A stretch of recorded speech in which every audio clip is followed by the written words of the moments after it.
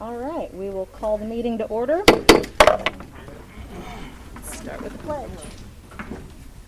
I pledge allegiance to the flag of the United States of America and to the republic for which it stands, one nation, under God, indivisible, with liberty and justice for all. Sorry.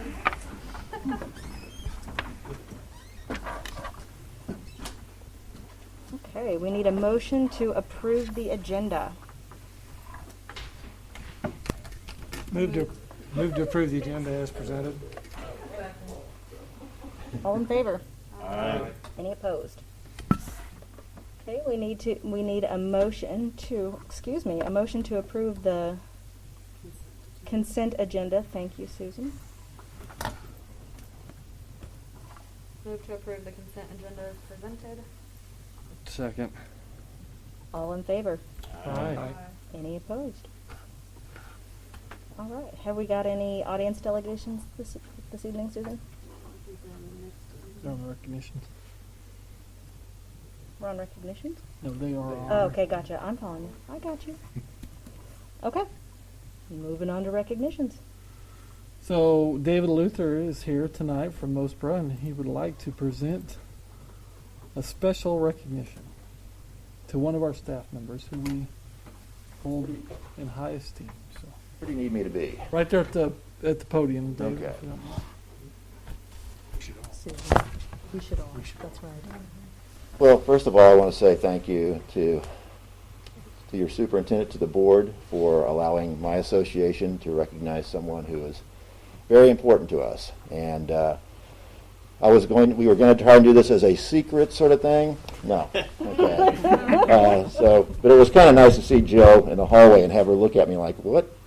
What? And so, anyway, Missouri School Public Relations Association has its spring conference with MASA, and of course this year we had to cancel that.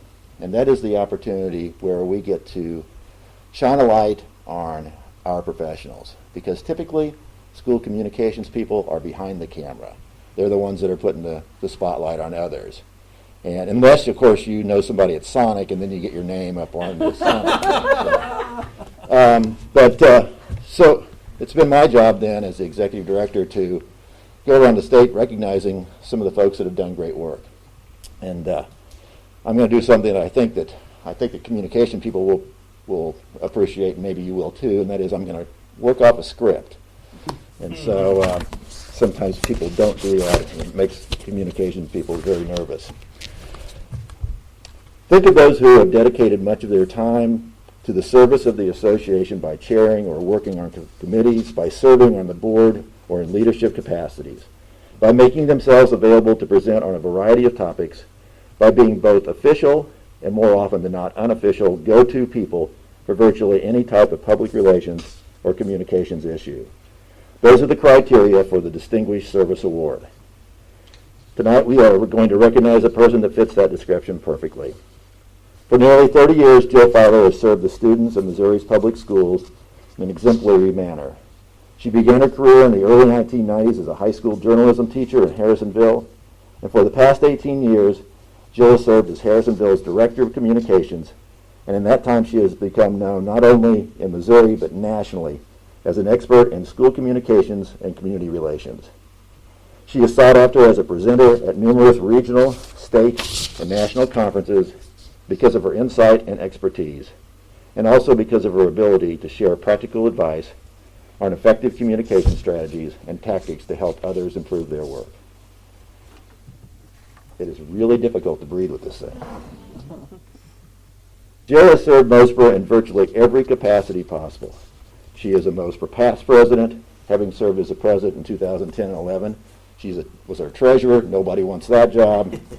Regional director and chairperson of multiple committees, including Colleague Connections, the Awards Committee, Scholarship Committee, and others. Our National Association also recognized Jill's expertise, naming her an INSPRA frontrunner in 2011. Jill is a roll-up-your-sleeve type of professional who is always willing to step up to help the association and other colleagues.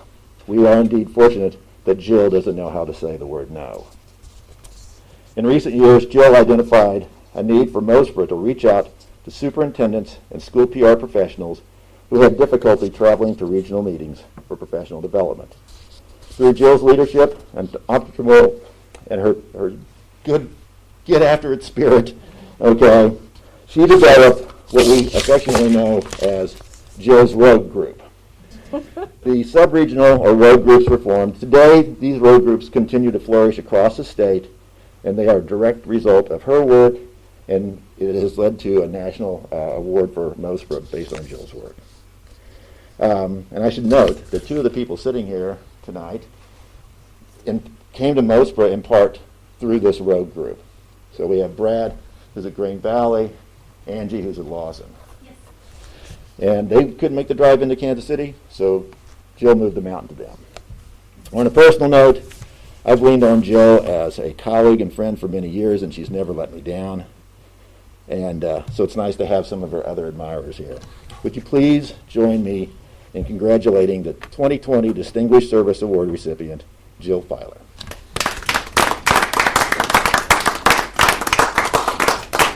We take your pictures, you know.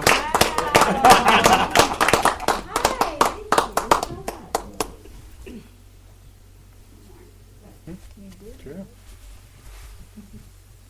Okay, I'm smiling. It's very simple. Thank you so much. Sarah Lucy Jill. I appreciate it. And I really appreciate Brad and Andy coming all this way. That means a ton. And David from way out there in Jefferson City. So I appreciate that so much. You're Thank awesome. you. Thank you all for letting us do this. Thank you. Good job, Jill. All right.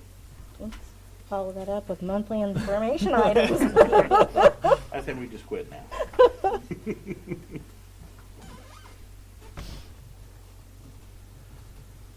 Okay. Any questions on this? Okay. Donation acknowledgement. So we are starting to get a lot of donations, which we greatly appreciate. It's my pleasure to report to the board they received the following donations: tools and lumber from Leonard Lynn Lynch of Lee Summit to the Cass Career Center construction program. 2 masks for each student from the state of Missouri through SEMA, the State Emergency Management Act. 73 face shields, 73 ear savers, and 47 masks from Heather Caldwell and her husband. 2,500 water bottles for students from Huddle for H2O, Cody Cook. 1,500 lanyards for elementary students and all staff from the Harrisonville Public School Foundation. And I'd also like to recognize, it's not necessarily a donation, but our county for generously allocating through grant money $480,000, which we've used for various forms of PPE and devices to help our kids through remote learning. So that's it. Very good. I do have to ask, what are ear savers? A clip on the masks and go around your head so that So it doesn't. so it saves your ears. Okay. Okay. Shouldn't have pull your ears like I this. mean, I Yeah. assumed it was something like that, but I've not seen those. Okay. Good question. All right. 2020-21 levy rates. Right. Hold on. We need a motion. I'll make the motion to approve the levy for the 2021 fiscal year as follows. Or can I say as presented? Or do you want me to read that out? Do it now, man. All right. Incidental general fund is 3.9. Teacher special revenue fund 0.5. Debt service fund is 1.0772. Capital funds project 0.0, and for a total tax levy of 5.4772. Second. Any discussion? All right. All in favor? Aye. Any opposed? Assessment and evaluation of district programs. So the July ending, the 31st is really pretty basic. You're just going to see the July payroll for teachers and staff and a few expenditures. We're just catching up then so it's not a very big month at all. Ending cash balances are $8.856 million as of the end of July. And we do have auditors here this week, so we've been pretty busy and moving through that. So Do they plan that for the first week of I school? know. Oh, that was kind of my fault. I didn't look at the calendar. I said, "Sure, come on out." Sure, come on. There's nothing else going. Yeah. Well, they kind of worry when you say, no, don't come. Yeah. They're like, really? We shouldn't come now? Okay. Let's go to the food service program. Yeah, had the report there. It was kind of a unique year for sure with food service. Obviously, it was our first year going with contracted service with OPA. Overall, I think that was pretty successful. And then also a very unique year with starting in March, we didn't have food service. So, however, they did provide over 75,000 meals through that time frame and into summer. So with the waivers and everything that was going on. So OPA worked really hard to keep as many of their staff as they could through that and provide a lot of meals, and a lot of those waivers, at that time allowed us to feed all students. So that was very, very good. So just hitting on a few of the criteria, did include the health inspector forms. The most recent was February.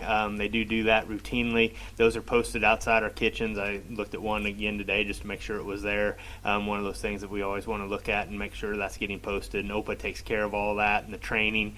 So it's really kind of nice that OPA is taking care of all those concerns. But equipment, I guess revenues and expenditures are there under number 3, showing that we did have a shortfall in 2019, but made up for that a little bit last year, and Kathy can probably explain that a little bit more.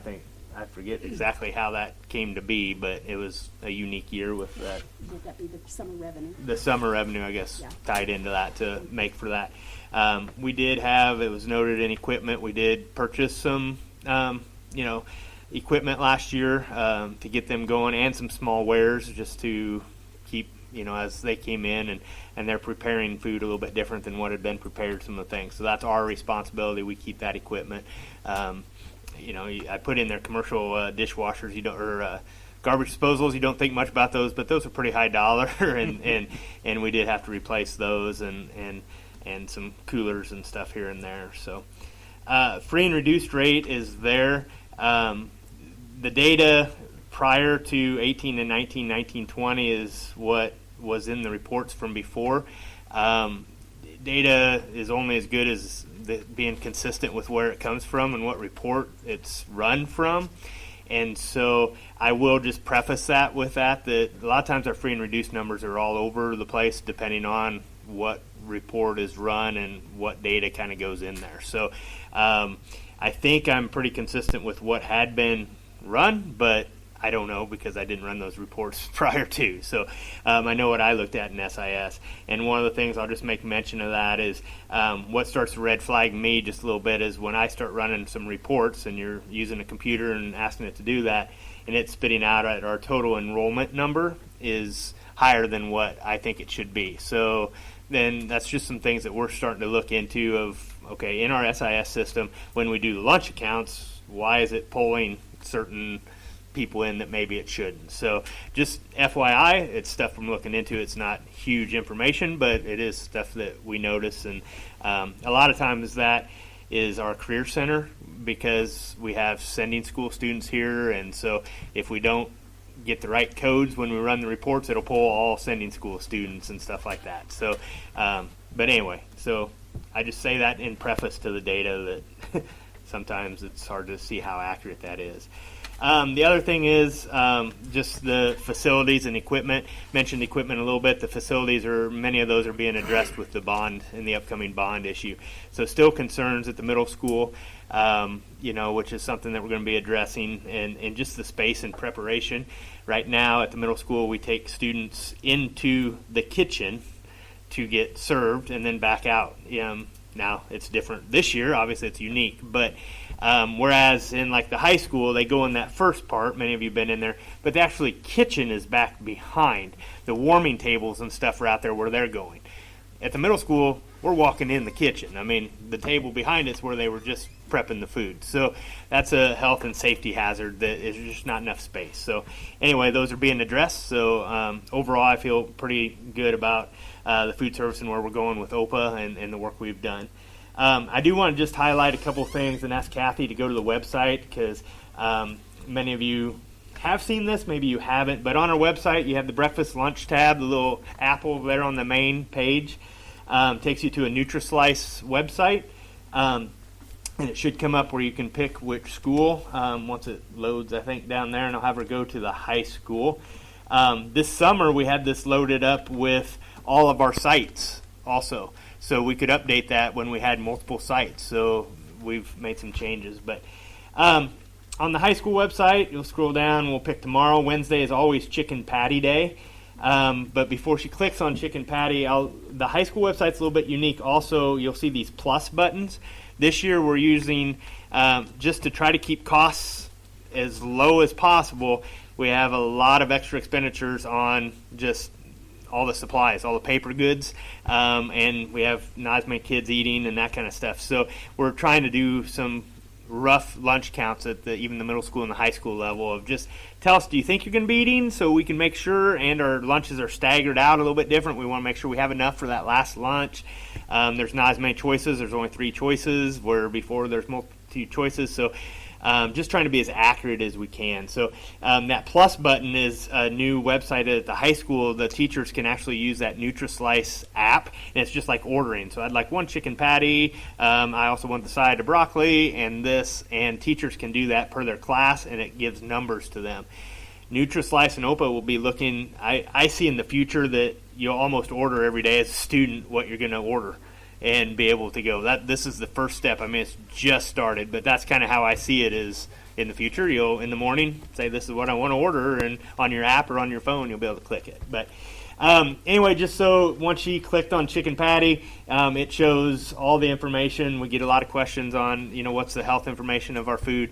All that is in there and a picture. So if people ask, just encourage them there. It also shows down on the left, I think, is where it says maybe wheat and soy or something like that, allergies and stuff like that, so people know and they can look at those meals. So for this year, just to kind of explain what we're doing, we have 3 choices. We have a hot lunch every day, a cold sandwich or wrap of some sort, and then a salad. And so those are the 3 choices. At the middle school, for the first day or 2, we just did 1 choice to keep it simple and just try to get them through because we're doing some unique things. We have some elementaries are eating in the cafeteria, and middle school and high school are eating in their rooms. So we will have to continue to assess food service as this year goes. Numbers, obviously, in the first 2 days, it's always kind of tricky, but I see it as a concern of how many kids are going to be eating because you're going to limit choices. You have concerns about just health and the process of that, so I understand from parents. So we'll have to continually assess that, and OPA is looking at that too, and all their other schools and what they're doing. So OPA does kind of utilize, we have a nice district warehouse, so I'll brag on us. It's organized pretty good, and our regional manager will have stuff shipped here, and then she takes it and distributes it places because a lot of schools don't have a facility such as that, and so it's all going to individual buildings, which is really tough. So having that warehouse down there is very, very nice, and I think OPA appreciates that too. So because we get a lot of supplies, like for summer school, a lot of stuff came into one spot, and she'd come get it and take it to her other schools. So anyway. Are they delivering the meals to the classroom in the high school? At the high school, they're dismissing every 5 minutes by class, and they're coming down and going through the cafeteria and using their card. Yep. The middle school, from their class, they have runners, and they'll have 2 or 3 that will go down with a spreadsheet that says this is what kids have ordered, so that we have our point of sale that way. So, Johnny is ordering the hot and goes on down through that. They get that, and they take that back to the cafeteria. Everything's served in to-go containers, so all the point of sales are after the fact right now. Just logging those in just to keep lines from backing up and kids putting in numbers and swiping cards and all that kind of stuff. We are also offering lunch to those that have chosen the virtual route, and so we have a spreadsheet for that. it's still, because of the waivers, we can do that, and the waivers from the state and the federal government on that. So we're tracking that, and have the first few days we're like around 10 probably, and that's growing. But there's a spreadsheet they order each day, and so that way we can print that spreadsheet and go and mark them off that they came and got it. We made hang tags today. That's how we have to donate,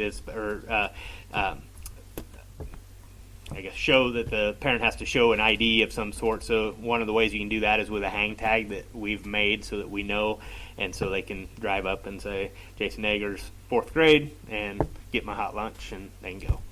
So we are providing for those that are virtual, and we'll see if that kind of grows a little bit. So your report had said we provided 75,000 lunches from March 16th to... Yes, to the end of June. Okay. How would that be in comparison to a non-unique school year? Good question. I don't know for sure. We got an extra month of service, so. Okay. But see, we served everybody, not just the Right. students. Yeah. Yeah, we served the entire city. I mean, 75,000 is... That's That's a that's lot. quite a few. Even if we were in school, I would say that's. I mean, we had 400 to 500 signed up for that. I think we were serving 350 to 450. I mean, it varied there, but that was breakfast and lunch, and also Saturday, Sundays. So that's total meal count. So Okay. I mean, you saw some pictures there. You had families of 5 that had to go buy another refrigerator to keep all their food for the weekend, because if you had 5 kids on Friday, you were picking up a lot of meals. So I mean, I saw some Facebooks that we had to go buy another refrigerator to keep all the milk in, because they had pints of milk everywhere. So That's sorry, I amazing. can't say exactly. No, for that's sure. okay. That's an amazing number. Good job. Any other questions or comments? Strategic plan update.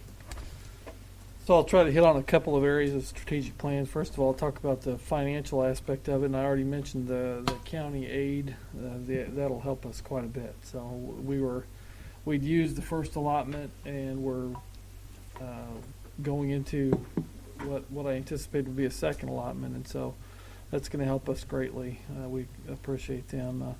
On the instructional side, so we had to have 2 plans approved for alternate methods of instruction, which is called AMI. So you'll hear us talk about AMI. So alternate methods of instruction were approved by the state for this year, starting this year.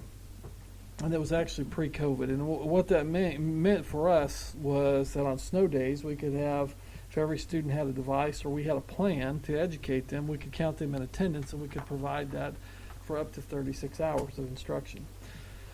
So then, once COVID hit, they developed a new plan called that you had to have approved by the state, called an AMI X plan. So an alternate methods of instruction X, and that was for, but essentially, if you started school and then we have to have go all virtual or all real, all virtual, I guess. Then you had a plan for that. And so we were fortunate enough to have our plan approved today to do that. Now, what that gives you a lot more flexibility. And I'm going to lead that into how that goes to some things that we've talked about. So through our bond campaign, one of the issues that we identified was that our chiller system at the middle school has some concerns. So the chiller system sends cooled air through a pipe throughout the whole building, and there's insulation around that pipe. And condensation occurs on the insulation when the insulation is not installed properly. And so that condensation leads to air quality problems and other things. And so prior to school starting, we were made aware of some specific concerns, and we had the whole building. We had a company come in and assess the whole building for air quality issues, and we had 4 rooms that were identified that we could mitigate. And so we did that, and it was under an emergency situation, essentially, to take care of those rooms. And we were grateful for the companies that came in and helped us with that, the people, the individuals that did that. However, it's a Band-Aid. And so tonight we had a meeting. Jason and I met with Newkirk and Novak, who we're recommending to be our construction management firm. Hollis and Miller, Justin was here from Hollis and Miller, architect firm. And then we had people from the various contractors who can help us mitigate, especially Axiom, who does the testing. Axiom is the testing group who tests the air quality. And so it was a really productive meeting, and we developed an idea of when we can attack this, because the concern that we have of mitigating is about timing and when that can occur. And it has to occur before the heating season, because the heating season will cause drying, which then creates the air quality concerns. But if you do it too soon, if you take care of that insulation too soon, you're going to have water. So if we just went in there and took the insulation off, you're going to have condensation leaking all over. It's going to rain in that building. So you can't do it then. So you have to, there's a window you can shut the cooling system down, the chiller system down before you go into heat mode, and where you can mitigate that. And so this is where the AMIX plan comes in. There is a possibility where we couldn't have done this before. If this occurred previous to AMIX plans and the state statutes, we would have to probably shut the district down for a week to take care of this. Well, with AMIX plans, you could shut down the middle school and go all virtual for the time that it takes to mitigate those issues, and then come back and start over again. So it allows that flexibility. So I'm not saying we're going to do that. I'm saying we have that capability, which is the flexibility is great. So there's a couple of issues, and that tie into the facilities and updating, maintaining our facilities, which is a key part of our strategic plan. And so, that's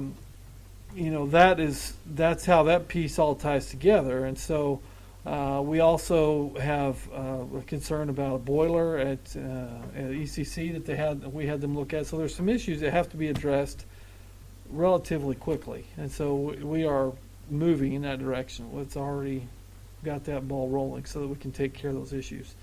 There are some other issues that we're able to take care of quickly too, that aren't as dire. But for example, on the agenda tonight, the fence at McEwen. So we let the bid out for the fence at McEwen. We did it ourselves. Kathy issued that, but no people show up for that. So then Kathy went to specific bidders and said, "Hey, can you come build us the fence?" And so we had a couple of respondents, and so we're pleased with that and appreciate Kathy's effort to get that done, and Jason's effort, both of them. But that again, that's how that construction piece ties in. But it does speak as well to some of the difficulty if we try to bid this stuff on ourselves, because there's not a lot of workers right now. So that construction management is so crucial to that piece of it, and so. Just a little bit more information on the construction management side. So once we select the construction management, then we go into negotiation with the contract piece, and while that's going on, the design team is designing different aspects of that, and then the construction, because we selected construction management at risk, they will give us a guaranteed maximum price. So we will know that this is it. It could come under this, but this is as much as you're going to pay. So after that will occur after the design team covers every wish list that we could ever want, and then we can hone it down from there and reduce that guaranteed maximum price as we value engineer some of those different things. But that's how those things tie together, and we greatly appreciate those partners in helping us through this process right now, because quite frankly, we're concerned about starting school at one point, and if we could mitigate that. And they came in and worked on at nights and weekends and got that done. So some really good people helping us out, but just wanted to make you aware of where that was and how, I think it's important for people to understand how important that bond issue was, because there are some issues that have gone untouched that needed to be done, and so we're very grateful for that. So that's what I have for you for the strategic plan, how all that ties together. So, What is that window that you were talking about? well, What's that time? I mean, it depends on the weather, it doesn't does very much Yeah. so. So some years we're talking about that. Jason pointed out, some years it's 90 degrees on Halloween. Some years it snows on Halloween. So we have to prepare for that. And when that window opens up, we're going to have to take Okay. advantage of it. So yeah, that's got to let the weather play out a little bit. Last week it was 75. This week it's 100. So yeah, welcome to Missouri. Any other questions or comments? Thank you, Paul. Out of district tuition, we need a motion. I move to allow out-of-district tuition paid students to attend the Harrisonville Castle School District beginning with the 2020-2021 school year at a tuition rate of $11,000. Second. So this is a new policy. This is something that the board hasn't had for quite a while, I believe. But this is something that was in EGS policies, and the $11,000 is a high number, but I think it's important for people to see that's what it costs essentially to educate a student in our school district. That's based on local tax effort combined with state aid reimbursement, and a majority of that $11,000 is your local tax effort. And that doesn't include the CCC, or it does? Everything. That's everything. So this is what a sending student would have to pay. No. No. So sending students are that's calculated at a different rate because they're not here full time, first of all, and it's different calculation. So It doesn't affect the CCC then. not really, no. Any other questions or comments? All in favor? Aye. Any opposed? Okey-dokey. Title 9, yep, policy, procedure, and forms.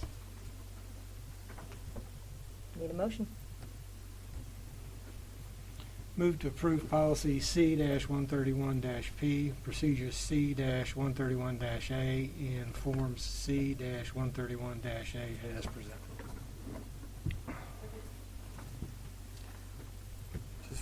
This is newly minted statute requirements for Title IX from the federal government. So just outlines the who does what, who gets trained, and all that other stuff. So Jason's the one that gets trained and what each of our roles are. So Are they going to, is Ed Council normally going to send us the policies, and then because normally we review them for a month. right, and the reason that this one came so quick, Nancy, is this was any policy plan. It just it needs to be implemented right now. So this is OCR came down and said this has to be But implemented right normally now. it would. Correct. Yeah. Any other questions or comments? All in favor? Aye. Any opposed? Suspension of pay to ride portion of board policy F-260P. We need a motion.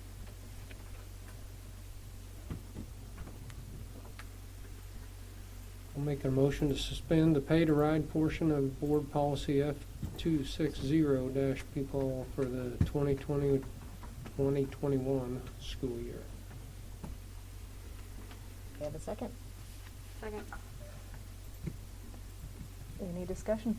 Jason, you want to talk about it? We get a few pay to ride every year, or obviously, as it says in the policy, we provide transportation for those over a mile.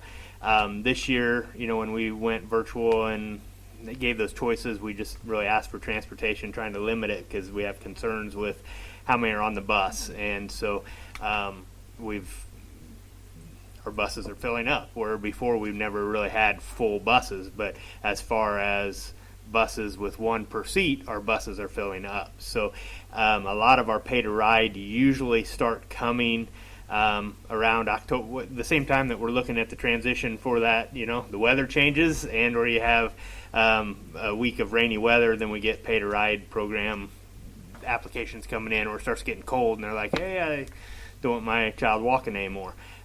So concern is, as we've set our bus routes and we have seating charts and we have consistency, that's all being uploaded so we can contact trace and everything else.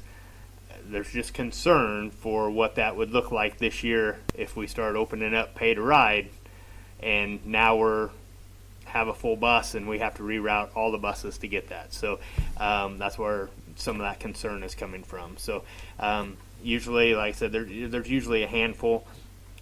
Safe Schools does not come into play here because that Safe Routes is your Highway 2 and your Mechanic Street that are automatically fall into that transportation within a mile if you have to cross those safe routes. Those are hazardous routes. So that's not a part of this. So the pay to ride is usually for those that are under 1 mile that have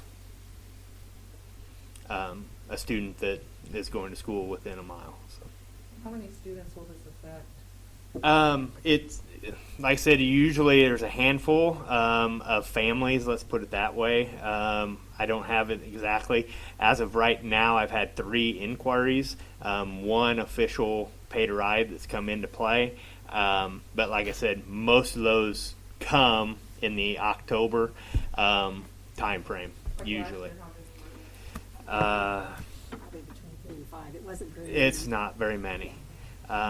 Between 3 and 5, it's never from year to year very many. What's the ballpark? What'd you say number, ballpark it? Between 3 and 5. 3 to 5, yeah. Okay. There's not that many kids. However, yeah, you can look at it both ways. There's not that many kids. However, it's also hard to put that one more on there. With siblings, we can put siblings together. So, that we are sitting kids together. There's a lot of things that come into play with that. That make it a difficult decision sometimes, because you'll have a family with 2 elementary kids. One goes to HES, one goes to McEwen. Depending on where they live, one can ride the bus and one can't. That doesn't make a whole lot of sense to me, that one kid is standing there and says, well, you have to walk off, and the bus is going to both places. And our buses typically weren't full. So some of those things come into play that are unique and just kind of crazy with that. But most schools are within a mile, I would say. Paul, most of them. Some are extended to 2, upwards of 3, I think. Sometimes. But anyway, I just thought it was warrant some discussion because, like I said, there's not that many, but it could snowball to cause us to have some issues. How much do they pay to ride? It's $75 a semester per kid, I believe. Okay. Many of those are waived if they're free and reduced. That is waived. So, If there's 5 to 6 kids, why can't we have a dedicated bus this is the pay for ride bus? And when you pay for ride, you ride this bus. You don't have to encroach on the other bus. Because they and may you not know be. who's going to be on that They bus. could be at different points throughout the city, and then we're Picking up contracting bus. we're contracting another bus, and it's going to be a lot more than $75 a semester because the bus route is upwards of $3,000 a month.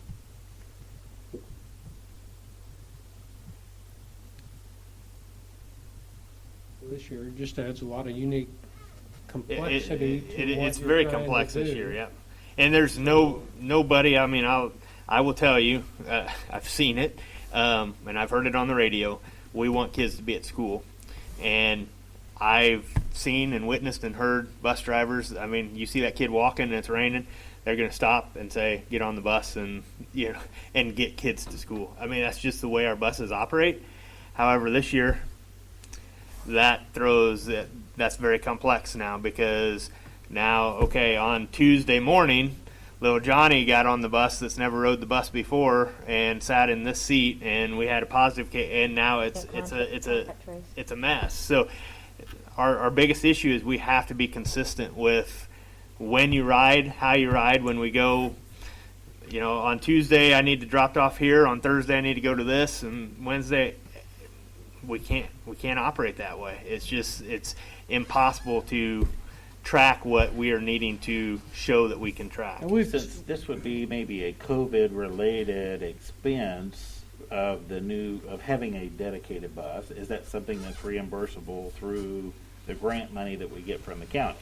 We're using it for this. Can, specific but purpose. we've used up more than what we had the first go around. I mean, we'll use it up just on PPE alone. I think adding additional things that we can not add. It is a concern. I'm not that concerned about it. I didn't know, I wasn't sure what the number was. In fact, this pay to ride isn't even that well known, I don't think. I mean, anyway, I think it's fine. Because for me, it is a concern. Unfortunately, you'd have to sign up for audience delegations to be able to speak at a board meeting. Unfortunately. And again, we're asking for a temporary stay. We're not asking for a permanent stay on this, but it is because of the contact tracing, and we are trying to reduce. I mean, everything the information that we sent out was an effort to reduce. We've passed that on the agenda. Unfortunately, I'm sorry. So again, all of our communication was to reduce the amount of traffic that we have in the buses. As Jason mentioned, because of social distancing, we have to put one student per seat. We're spreading it out. I mean, we're doing a lot of things differently than what we've had to do before. We used to provide that flexibility where if my child, let's say Jackson was on the bus and we wanted Jackson to go to grandma's on Tuesdays and Thursdays, but come home on Monday, Wednesday, Friday, we used to allow that, and we've had to cut that off because it changes the routes, it changes the cohort group that kid is with. There's just a lot of we've had to really tighten down the restrictions on the transportation, and that was my biggest concern coming into the school year was transportation, how we were going to meet those. And it's something. I mean, I've talked with Wanda too. Again, we want the kids at school. we need them at school. We want them at school. So it's something that we can continue to assess. It was just one of the policies in there, and it's going to be okay if I prove it now, not knowing that in 2 weeks I get 5 more, and I can't approve you because we don't have a spot. That's the issue is, and before we always had enough room on the buses. I mean, almost always, and I would call Wanda and say, I got to pay to ride. Do we have room on bus 17 for them to ride? She's like, yes, we do have room for them to ride. Okay, we'll get them on there because that's what we want to do. This year, I see a concern is, okay, now we approve, and we have this setting up, and then in 2 weeks, I get 3 more, and then I get 3 more, and there's no guidance except for we do have the policy, and we can't do it. I mean, I hate to say that, but we would have to start looking at major transportation changes. I'm assuming this policy is a typical policy that probably every school district has, something along these lines. No, No. I've never been in a school district that No. had pay to ride. Yeah, this is It does something. seem very unusual. Most school districts don't pick up within a 1.5 mile radius. How long has this been a policy? We added it in. Kathy, do you remember? It's been since I've been here. Really? Okay. A long time. Over 10 Sorry, years. Kathy, but it has Yeah. been. Okay. Are we able to use the number of buses that we have in the past, or are we having to add buses to handle this? We have not added any buses. We still have our same number of routes. Our in-town and our daycares are concerns to how many are on some of those routes, so they've had to get creative in getting those. I don't have all the seating charts yet. They're turning those into me because I have to have them. But, where you could potentially take a 78 passenger bus or whatever it is that's in the 72 passenger bus, and now we're putting 22 kids on it. Now we have less riders because we have advertised and asked that, but there's a lot of, all the way around, there's a lot of concern on transportation, like Paul said, transportation, not just bus, but all transportation of the number of cars and walkers and everything else of getting to school with this. Where normally we had them on what we consider the safest route to school is on a yellow school bus is the safest way to get to and from school. and we've had to limit that. Any other questions or comments? All in favor? Aye. All opposed? Aye. I don't know why we wouldn't tell some random person they gotta sign up when you see some person random come in here. Sir, you had to sign up. I know, but why wouldn't somebody say something? We needed It's you, kinda ludicrous. we needed you to sign up. For a pay or ride program, 'cause my 10-year-old daughter weighs 60 pounds. Sir, we needed When you I to come sign to up. school I'm when bad sorry. weather comes. I'm sorry, but we Okay. needed you to sign up, That's okay? fine. I'm gonna say my thing anyways, 'cause that's just how it is. I mean, it's kind of rude doing what we tell the guys to sign up. And when bad weather happens, Sir, people stay I'm gonna home. ask you to go ahead and stop, because we needed you to sign up. It's stupid. I mean, that was lunatic. Okay. Construction manager at risk. We need a motion. I move to authorize district administration to enter into negotiation and contract with Newkirk Novak for construction manager at Do we have a second? Second. So we had a committee with Doug Alexander and Nancy and Jason and Kathy and I, and we had the pleasure of interviewing 4 out of 8 of the firms that submitted an RFQ.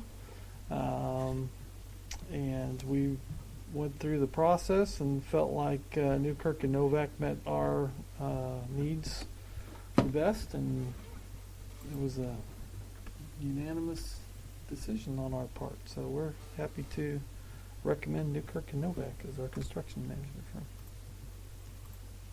Okay. Any questions or comments on that? Excited to get going. So, to the committee members that were on there, what specific things did you look for, or were you digging into references, or how many projects they did? And we looked at the projects that they did, all of the firms did. They did a rubric of how their past projects compared to our current projects, and we also looked at how large of a firm they were, how many other projects they have going on, and this firm we really felt comfortable that we would get their full attention on all of our projects, because this firm wasn't ginormous, but it was big enough to handle what we need done. And we all felt that they presented very well, and there was you just knew. They brought the people that we would be working with were in the interview, and you got to start to build that relationship a little bit, or see who was going to be there. And they brought the owners, so you had the owners and the people that you're going to be working with or seeing on a regular basis, which I would say one of them was there today. Where the others, as you dug down and say, well, I work in this whole region, I'll kind of oversee and see some people that you might see. It just keeps going down. So I like being able to see the people that we'd be working with. Felt another positive that they presented that was, I think, a benefit to us is they said our projects and the size of what we're going to be spending would place us in probably within their top 5 projects. Some of the others were like, we'll take you, but I felt like we were going to have a little more importance just because some of the timing. And I'm sure all those companies are bidding. I mean, they're showing you all the schools across the area from Jeff City, St. Louis, Kansas City, Some of them were everywhere. national. I mean, they were all over the United Yeah. States, and this is a local company that I just really. Yeah. Where were they from? Oh, okay. Headquartered out of Lenexa, or I believe it's Lenexa. And then the one thing that I thought was a positive is they had the gentleman that said he would be our superintendent. And he said, I'm the one that takes care of the problems that'll come up. I'm your point of contact. It's not somebody in an office you got to call. You come and tell me the issue, and then I will take care of it and if we've got multiple projects, they're gonna designate somebody overseeing it in each building as well. So they just had I felt like a little more of a commitment, a desire to do our project. A few of the others, I felt like they were like, we can do this because we've done it with all these schools and we'll take you. But it wasn't like, we want you. Do you think their subcontractor level is deep enough to get the jobs done? I know we've heard from Paul that it's hard to get people to bid and to That find was another construction thing that we liked workers. about this company, they bid out all of the work. They don't what was the term? Self-perform. Self-perform. And the other ones self-perform, which You still have to bid to self-perform. Yeah. You still have to put out a competitive bid, but I do think you have an advantage on that aspect. But they do not do that, and they have lots of contacts, I don't think we'll have a problem at all getting stuff. And they're willing to use local, but, they were just very, very willing to work with us however we wanted to do. All the companies talk about bringing in local and doing a job fair and trying to keep things local as you can. But I do think one thing, and to me, it's just being realistic. They've also got to be good stewards of our money to make sure we're getting the best bid and the best quality work that we can for the money. And if it doesn't work well, we're not going to recommend them, or we're not going, people will call for reference or whatever, or would Yes, I spread have a amongst the 2-year warranty. administration. Yeah, and they had a 2-year warranty. That was another selling. Yeah. All the others 1-year warranty. Okay, very good. All in favor? Aye. Any opposed? And thank you to the committee that worked on that. McEwen fence bids, we need a motion. I move to authorize district administration to accept the bid from Elite Fence and Deck in the amount of $30,025. Second. Any questions on that? When did they start? Have they started yet? It has to be Had to wait for approval. be approved first. Can they start Oh, drilling yeah. holes? He's ready, though. He's got an open called you, window. He right? called. When I left him with Mike, so Mike doesn't like anybody to say no. And when he was talking, the guy goes, "When do you think you're gonna need this?" He goes, "By the start of school." The guy's like, "Really?" He goes, "Yeah." Not knowing that we got to go through the bid process and all that kind of stuff. So I think the guy kind of left preparing himself that he was going to have this done before the start of school. So he probably opened the window so he could get it done. So. Perfect time to do it this time of year. You mentioned you sent directly to 4 local fence companies. Do you know who they were? Well,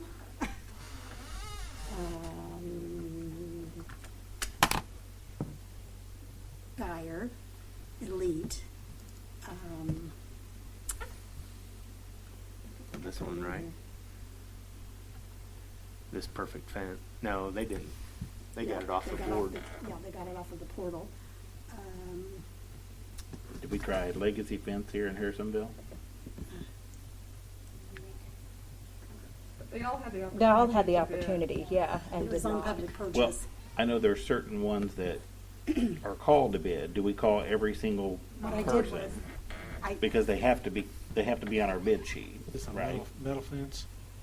as far as the public purchase Yes. side, Yes. they Legacy go to just public does. purchase and sign up to Legacy be just does notified of mine, those don't they? bids. Yes, that is. They south of town. What I did was I went to the internet and then pulled up local Kansas That's City highlighted, area isn't it? fence. Yeah, it's highlight, that's right. Legacy's across from Ford by Ford Fire. by Fire. Okay. Any other questions or comments? All right, all in favor? Aye. Any opposed? Resolution to establish investment account for bond proceeds. We need a motion, please. Move to authorize district administration by resolution to establish an account with PMA Financial Network LLC and PMA Securities LLC to provide investment services and manage bond proceeds for the district. Second. Roll call when we get there since it's a resolution. Perfect. This is just an investment process for the bonds, and so they can. I mean, you have to establish a firm that can provide the securities necessary by law to support the bond proceeds. So MOSIP does is one that's commonly used. PMA is relatively new in the Kansas City area, but they're supported by the cooperating school districts of Kansas City. Kathy and I sat in on a webinar. We were really pleased with their reporting features and the personal aspect of PMA. We like the fact that they provide access to local banks first, and so we liked them a lot. Kathy and I did so. Called on some references from other school districts that use them, and they had very good things to say about them. So, Any other questions or comments? All right. Nancy, Yes. Brittany, Yes. Doug, Yes. Tina, Yes. Cameron, yes. Doug, Yes. Bing. Yes. Thank you. The revised SRO contract, we need a motion. I'll make the motion to approve the revised contract with the City of Harrisonville for school resource officers for the 2020-2021 school year as presented. Second. Just a revision. We had two places where there was an hourly amount for overtime, and one of those places I just didn't catch it. And then the maximum hours was another thing that they wanted different on there. So that's it. All in favor? Aye. Any opposed? We need a motion to adjourn. I move we adjourn. Second. All in favor? Aye. Any And your favorite opposed? motion.